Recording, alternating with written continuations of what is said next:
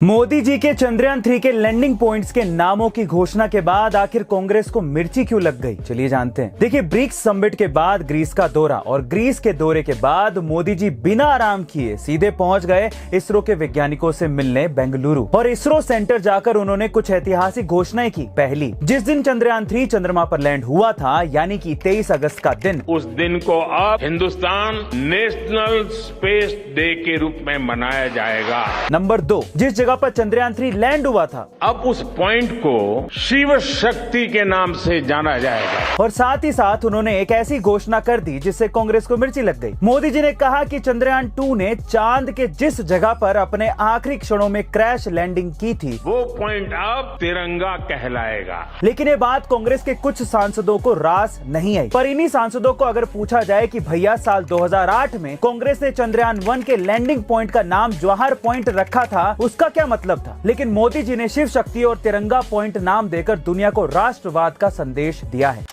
BRICS summit के बाद मोदी जी दक्षिण अफ्रीका से ग्रीस दौरे पर चले गए थे। अब ग्रीस से क्या लाए हैं मोदी जी, चलिए जानते हैं। देखिए, पिछले 40 सालों में पहली बार भारत का कोई प्रधानमंत्री ग्रीस दौरे पर गया है और वो है नरेंद्र मोदी जी।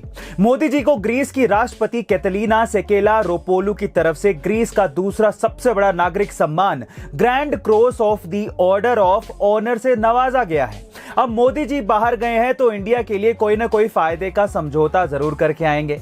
तो इस बार इस दौरे में इंडिया के ग्रीस को ब्रह्मोस मिसाइल बेचने की बात चल रही है। अब इससे भारत को ना सिर्फ इकोनॉमिकली बल्कि पॉलिटिकली भी फायदा होगा। कैसे? देखिए, अगर भारत ग्रीस को मिसाइल देता है तो इससे भारत को आंख दिखाने वाले चीन, पाकिस्तान और तुर्की दबाव में आएंगे, क्योंकि दुश्मन का दुश्मन दोस्त होता है। साथ ही ऐसा कहा जा रहा है कि इस दौरे के बाद जल्दी ग्रीस और भारत के बीच युद्धाभ्यास भी किया जाएगा। इसलिए तो हम बार बार कहते हैं, ये मोदी है तो मुमकिन है। ब्रिक्स सम्मेलन के दौरान मोदी जी ने कुछ ऐसा किया जिसे देखकर दुनिया के सभी देश मोदी जी की तारीफ करते थक नहीं रहे। अब ऐसा क्या हुआ था उस सम्मेलन में, चलिए जानते हैं। दरअसल इस साल हुए 15वें ब्रिक्स सम्मेलन के दौरान ग्रुप फोटो के लिए मोदी जी स्टेज पर पहुंचे। उन्होंने देखा कि बाकी देशों के झंडों के साथ हमारा तिरंगा झंडा भी जमीन पर पड़ा हुआ था। दरअसल ऐसा इसलिए किया जाता है ताकि सभी नेताओं को ग्रुप फोटो लेने के लिए उनकी जगह बताई जा सके। जमीन पर रखा तिरंगा देखकर मोदी जी ने तुरंत उसे उठा लिया और अपनी जेब में रख दिया।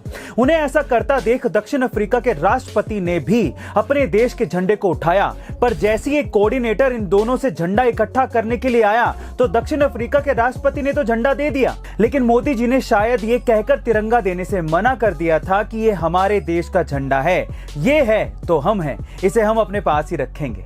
मोदी जी को विदेश में तिरंगे का ऐसा सम्मान करते देखकर लोग उनकी तारीफ करते थक नहीं रहे हैं। साथ ही हमें भी भारतीय होने पर गर्व महसूस हो रहा है।